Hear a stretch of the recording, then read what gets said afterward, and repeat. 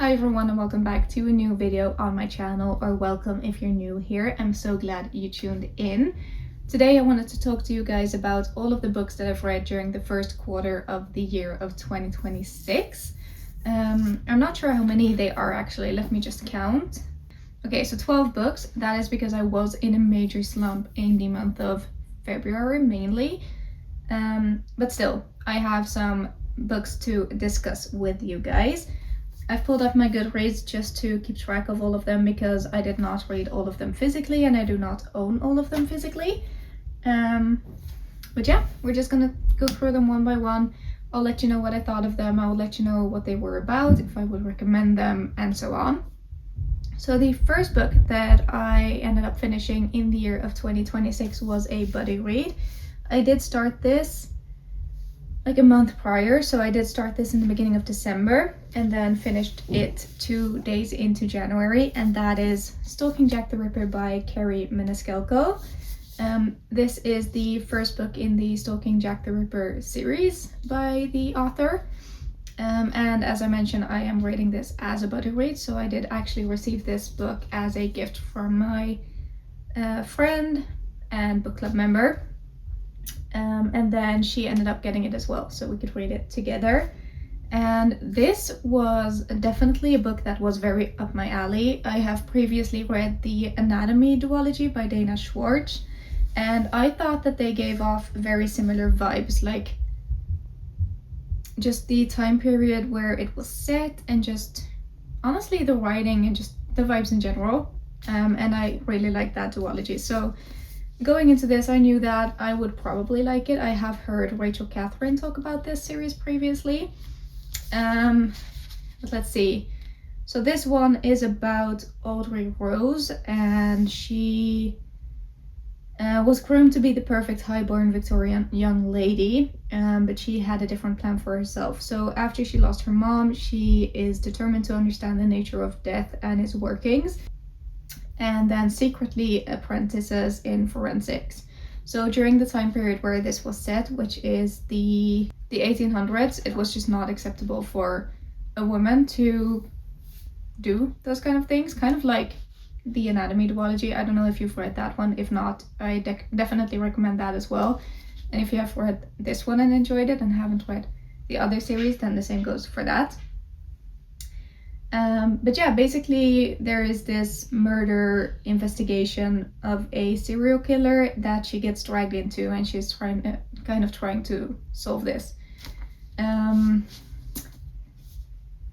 Yeah, this one was super enjoyable. I really enjoyed the writing. I thought it was fast-paced. I thought there were things happening. I was very invested with the whole investigation, but also the whole, like, her having to do this thing in secret because it just wasn't accepted by society and by her family standards. I have since also bought the rest of the series in hardbacks, so I'm super excited to continue the series, and I think that will be my next buddy read with my friend as well, because we are very excited to jump back into the series. So I rated this one 4 stars. I believe that my friend rated it the same. So definitely a good recommendation, and especially for like the fall and winter time, or if you just want like a little palette cleanser, or if you're just feeling this kind of book, honestly. So Stalking Jack the Ripper by Kerri Maniscalco was the first book I read in 2026. Then I did a tandem read, and this one was a very intimidating one for me. It was the Magnolia Parks and Daisy Hates tandem read by Jessa Hastings. I don't have the Daisy Hates books. I only have like the special editions of the Magnolia Parks books, but I borrowed the Daisy Hates one from a friend, and I decided to do the tandem read because she recommended that. She did not do it herself, but just felt like she would have enjoyed it more if she did. And like, for those of you who haven't read the Magnolia Park series or have heard about it, which I doubt that anyone hasn't heard of them, but it's basically Gossip Girl but in London. So it's like high society, a lot of drama, a lot of like love triangles and just unlovable characters. And I'm not one for a lot of drama, so that is also why I was a bit intrigued with this, because it just didn't feel like my cup of tea. and I still stand by that. This is not like a book series that I would gravitate toward, I think, as much as some other people do. I did still enjoy reading it, especially the Daisy Hayes one. I did enjoy a little bit more than the Magnolia Parks book. But it's just, since I did the tandem read, I think it's like almost 1,000 pages of this in a row, and that was just a bit hefty sometimes. Yeah, I do feel like they are kind of like faster reads in a way, but then also not a lot happens since there is so much drama back and forth, and they are very unlikable characters. So yeah, I don't have a lot more to say about this. It did have some beautiful quotes for sure. I do want to continue the series mostly because I already have the other 2 special edition versions of the Magnolia Parks books, and I am intrigued to see what happens next. I rated Magnolia Parks 3 stars and Daisy Hayes 3.5, I believe. So yeah, I don't know. If you like drama, if you like this kind of vibe, then maybe this is for you, but it's definitely not a book series for everyone. I then listened to the audiobook of The House of My Mother, A Daughter's Quest for Freedom by Sherry Frankie. And this is a non-fiction, like memoir kind of book about Sherry Frankie and basically the Frankie family, who they were a YouTube channel. Well, they had a YouTube channel that I watched back when I grew up, basically. And I always found their videos pretty like entertaining, but then kind of a lot of things started happening in that family, and basically the mom is now in jail for child abuse of several of her children. And Sherry is the oldest daughter, and she has now told her story. So basically what it was like growing up in a YouTube family and with a very very fame focused mother who kind of wanted to be perfect, but then also yeah, I don't know, she was very abusive in different ways, I would say, and then things just got way worse and worse and worse. So I thought it was super interesting listening to this story, also because Sherry is the narrator of the audiobook. And since I basically grew up watching them, like I've watched most of the videos that she's talking about, and most of the things that happened I have actually seen. But it's also very sad to kind of hear about what the children had to go through during that time. So yeah, I don't rate non-fiction books, so I don't have a rating for this one, but it's definitely worth a read if you used to watch their channel, or if you're kind of like curious about YouTube families who just maybe aren't what they seem to be. And then I listened to another audiobook, and that is The Locked Door by Frida McFadden. And I have to tell you, I basically don't remember even reading this, so it did not stick out to me, I would say. I have previously read The Housemaid by her, as well as Never Lie, Word D, The Wife Upstairs, and maybe some other ones, I'm not sure. She just keeps publishing books like there's no tomorrow. But this one I have the least memory of, I would say. So I did end up writing this 3 stars. It was probably just an enjoyable thriller. Nothing crazy, nothing like super twisty in my opinion, but maybe worth a read if you like a fast-paced thriller or like a palate cleanser thriller. Next book that I read was The Four Winds by Kristen Hanna. And as you may or may not know, Kristen Hanna is one of my favorite authors. I've read The Nightingale and The Great Alone by her and gave those 2 5 stars. And then I read Winter Garden in December, which I gave like a 4.5 stars, I think. And then I read this one in January. So this one was my book club book for the month. And I received this one as a Secret Santa gift by a friend in the book club. So we decided to all read our Secret Santa books that we got. So this one was mine. This one takes place in 1934 and is about Elsa, who finally has found the life that she yearned for, which is a family, a home, and a livelihood on a farm. But then when drought threatens all that she and her community hold dear, Elsa's world is shattered to the winds. So this one takes place, as I said, in the 1930s in California. Well, she does move to California. And is set during like the America's Great Depression and the Dust Bowl. And I had no knowledge of these happenings beforehand, and I didn't think that I would care as much as I did about that, just because I did not have any knowledge about it. So for the Nightingale, for example, I did have a lot of knowledge about the Second World War. But as I said, this one I went into with zero knowledge about what it was actually about. And this is such a gripping story. It's a lot about like motherhood and like sacrifices and just, I don't know, it's so like Kristen Hanna does something with the writing where you just care so much about the characters and you don't necessarily notice that you do care as much as you do until the end of the book, which I think is just, I don't know, it's such a skill that Kristen Hanna has, and I definitely want to read her like entire backlist. But yeah, I really loved this one. I loved learning about these happenings in history because they have actually happened. I loved reading about Elsa and her family, like the way that she took care of her children and always put her children first. It's just honestly a beautiful story as well, like just like any other Kristen Hanna book that I've read so far. I did also annotate this one, just like I always do with her books. And I definitely recommend this one. And then I entered my big book slump because I had a lot of things going on in my life, so I just did not have the time or energy to read. But the next book that I did finish in February, but I ended up listening to it instead of reading it because I just could not pick up a book. But that is Heartless by Marissa Mayer. This is our February book club book.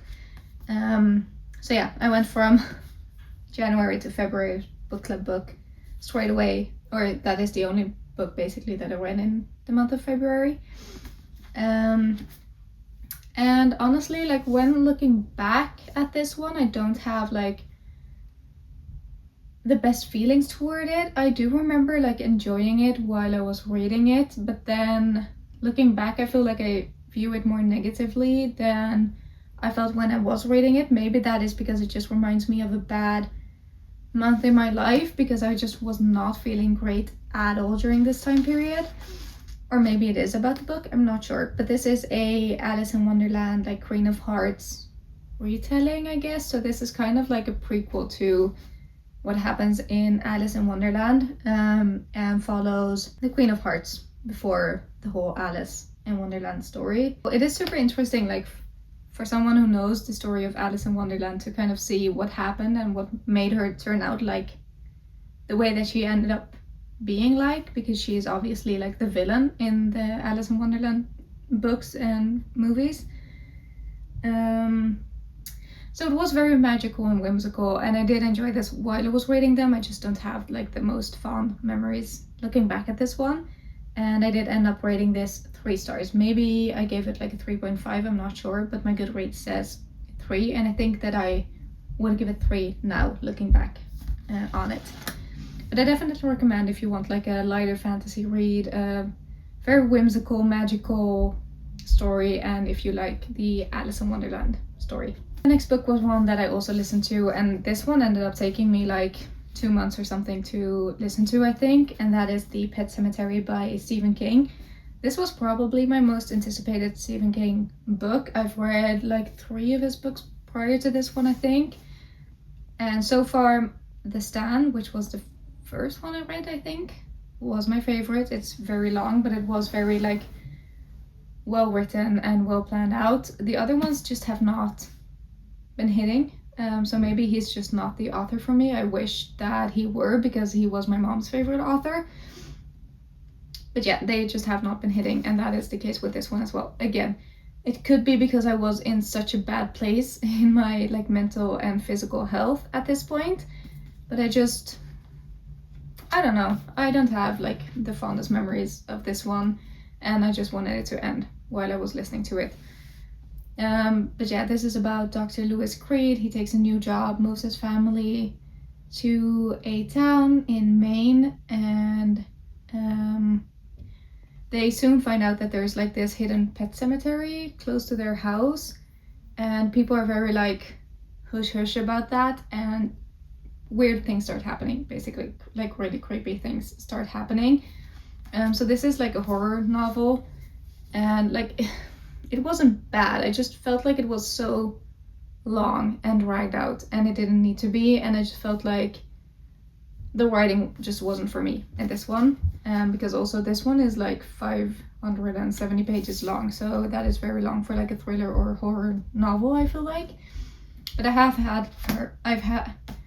have heard people talk really highly about this one, so maybe that's just me. I gave it 3 stars, maybe 2.5. Then I went straight into another chunker. This was another book club pick. This was our book club book for the month of March, but I did start this very early on just to make sure that I would be able to finish it after the whole book slump, and because it is so long. And that is The Raven's Scholar by Antonia Hodgson.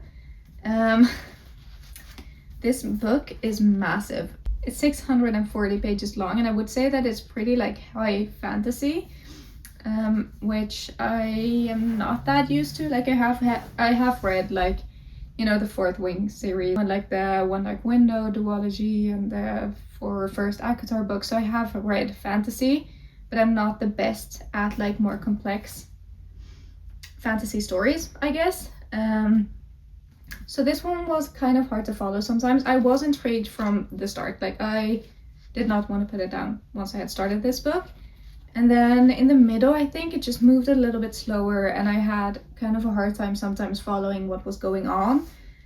But I did enjoy it. So I was kind of like torn about this one because it is a very well written book. I just felt like sometimes the descriptions of where we were missing. So all of a sudden we were in a different place, but the author had not told us. So yeah, this one is about Nima, and she is a scholar. And basically after 24 years on the throne, it is time for Burson, the emperor, to bring his reign to an end. And there's like these trials where 7 to 8 people will compete to kind of be the new emperor, and Nima gets dragged into this. And also there's like this murder happening, so she's trying to kind of investigate that.